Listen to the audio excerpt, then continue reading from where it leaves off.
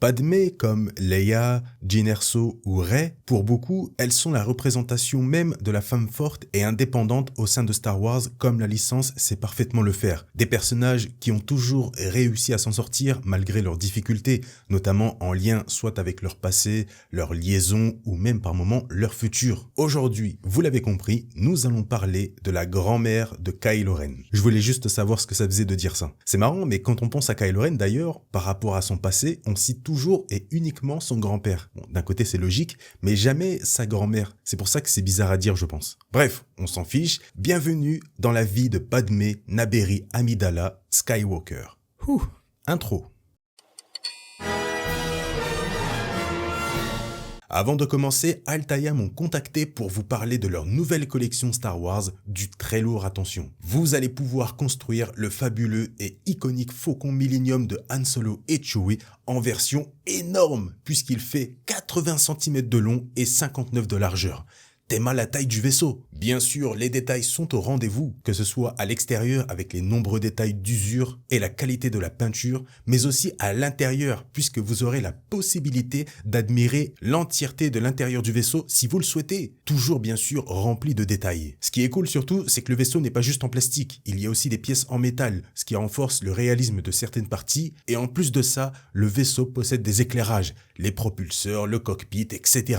Imaginez ce monstre exposé dans une grosse vitrine ou sur votre meuble ou bibliothèque au-dessus de vos comics et romans Star Wars. La classe quand même. Si vous souhaitez commencer cette aventure, le lien est dans la description, passez bien par ce lien, c'est important. Et en plus de ça, allez, je vous file un petit code promo qui s'affiche à l'écran et en description. Ça fait toujours plaisir. D'ailleurs, les 1000 premiers abonnés auront le droit à des cadeaux exclusifs. Merci à Altaïa de m'avoir contacté une nouvelle fois. N'oubliez pas, rendez-vous sur le lien dans la description. Même pour jeter un œil, ça fait toujours plaisir. Je ne vous apprends rien, mais Padmé est originaire de la planète Naboo, dans la bordure médiane. Elle est née 46 ans avant la bataille de Yavin et 5 ans avant la naissance d'Anakin. Contrairement à ce qu'on pourrait croire, Amidala n'est pas son nom de famille. Padmé est née dans une famille assez modeste de Naboo, les Naberrie. Et malgré le peu d'apparitions publiques, Padmé n'est pas fille unique. Elle a grandi aux côtés d'une grande sœur, Sola Naberrie, qui aura d'ailleurs plus tard une fille appelée Rio Naberrie et probablement une deuxième fille plus petite appelée Pooja Naberrie, ce qui font d'elle les cousines de Luke et Leia. Oui, on en a quasi jamais entendu parler, mais bon, maintenant vous savez qu'elles existent et vous savez que Luke et Leia ont des cousines. Bref, comme vous devez certainement le savoir, Padmé a grandi dans une sphère très politique. Alors que ce n'est encore qu'une enfant, elle est déjà très proche du sénateur rhodien Onaconda, qu'elle appelle oncle Ono. Et comme sa future fille Leia, Padmé, alors encore très jeune, est souvent prise d'envie d'aventure. Elle voyage très souvent avec son père, notamment pour des missions de secours en aidant différents peuples et différentes planètes en difficulté. En plus de tout ça, Padmé est vue comme une petite fille très intelligente et brillante. Alors qu'elle a seulement 8 ans, elle se consacre au service public de Naboo en rejoignant la législature des apprentis. En gros, c'est un Sénat version enfant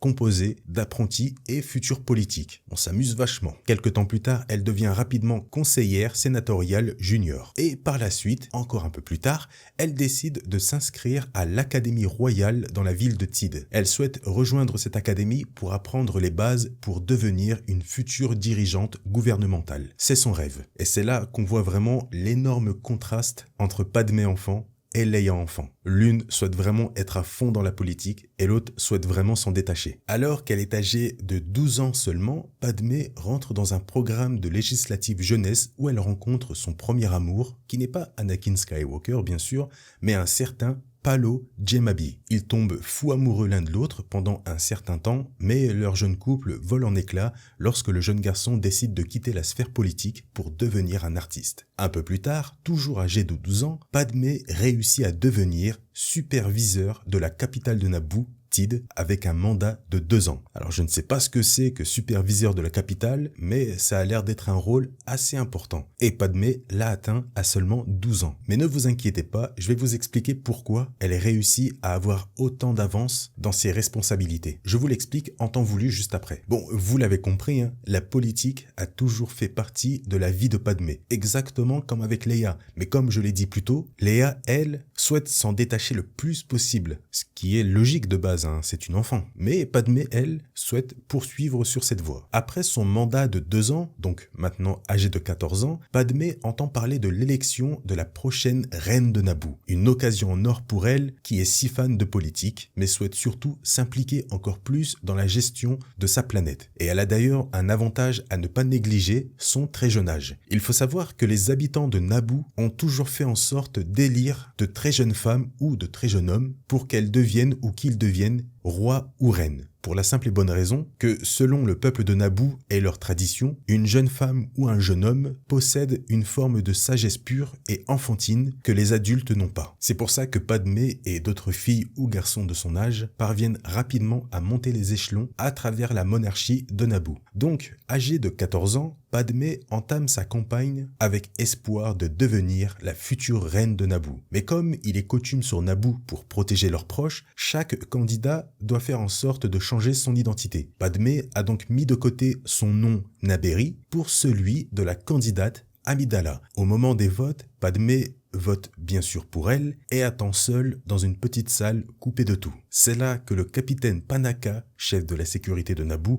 entre et annonce fièrement à Padmé qu'elle a gagné. Padmé Amidala est donc la nouvelle reine de Naboo. Pour l'occasion, son ancien amour, devenu artiste, en profite pour créer une affiche pour faire connaître son couronnement à toute la planète Naboo. Un peu plus tard, le capitaine Panaka décide par la même occasion de faire revenir une ancienne tradition, celle d'utiliser une servante comme garde du corps, une chose qui n'avait pas été faite depuis le conflit entre les Gungans et le peuple de Naboo. Panaka parvient à trouver la fille parfaite avec le même âge que Padmé, mais surtout les mêmes caractéristiques physiques. Cette jeune fille se nomme Tsabine, qui deviendra plus tard Sabé. Grâce à elle, Padmé pourra, si elle le souhaite, se faire passer pour une servante, tandis que Sabé se fera passer pour la reine et donc un leurre. En apprenant ça, bien sûr, Padmé est contre ce genre de pratique de mettre en danger d'autres personnes. Mais étant reine, eh bien, elle s'aperçoit qu'elle n'a plus trop le choix. Mais elle fait une demande assez particulière à Panaka. Au lieu d'avoir une seule servante,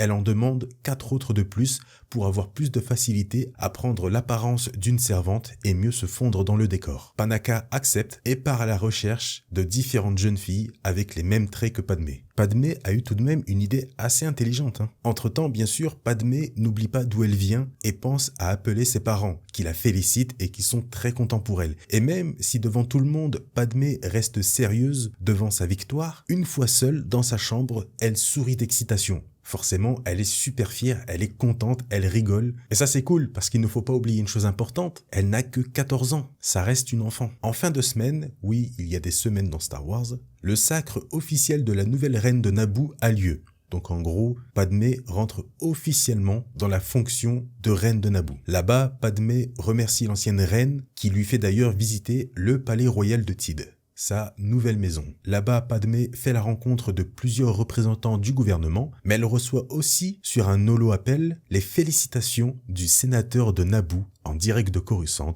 Sheev Palpatine. Le soir venu, Padmé s'installe finalement pour la première fois dans sa suite royale au palais, mais interdit tout garde dans sa suite, en acceptant uniquement Sabé à ses côtés. Le lendemain, Panaka présente à Padmé les 4 dernières servantes qui vont compléter sa garde. Ertaé, Rabé, Saché et Yané, avec chacune sa spécialité au sein de la garde. Rabé est la costumière, c'est elle qui gère les magnifiques robes de Padmé. Ertaé gère les communications, Yané et Saché gèrent les messages entre Padmé et les autres hauts fonctionnaires, et la dernière, Sabé, a le poste le plus important, sosie de la reine. Ce ne sont pas leurs vrais noms bien sûr, mais elles ont décidé de changer de nom pour protéger leurs proches. Elles décident d'ailleurs d'avoir un nom qui se termine en « et » à chaque fois, comme Padmé, pour créer de la confusion face à de potentielles menaces ou autres. Bien sûr, elles savent toutes très bien se battre pour protéger la reine. D'ailleurs, des années plus tard, elles affronteront le Seigneur Sith Vador. Et même si elles se font battre, elles se débrouillent plutôt bien. Quelque temps plus tard, un jour, plusieurs vaisseaux se positionnent au-dessus de Naboo sans savoir pourquoi. C'est là que Padmé reçoit une transmission de la part d'un certain vice-roi Nut Gunray de la Fédération du Commerce, qui lui demande, ou plutôt lui ordonne, de signer un traité avec la Fédération du Commerce pour leur donner le contrôle total de la planète Naboo. Bien sûr, Padmé refuse catégoriquement cet ordre et Gunray lui dit en gros « Vous ne voulez pas signer ? Très bien, on va ramener nos plus gros vaisseaux et on va bloquer votre planète à l'aide de notre flotte. C'est là le début du fameux blocus de Naboo. Bon, bien sûr, pas besoin de vous rappeler que tout ça, ce n'est qu'un plan de Sidious pour dégager Valorum, etc. Durant une longue semaine, Padmé refuse toute entrevue avec Gunray, qui lui tente à chaque fois de la pousser à une rencontre, etc. Mais elle refuse. Par contre, cette dernière s'aperçoit que le blocus bloque aussi les approvisionnements en céréales de Naboo.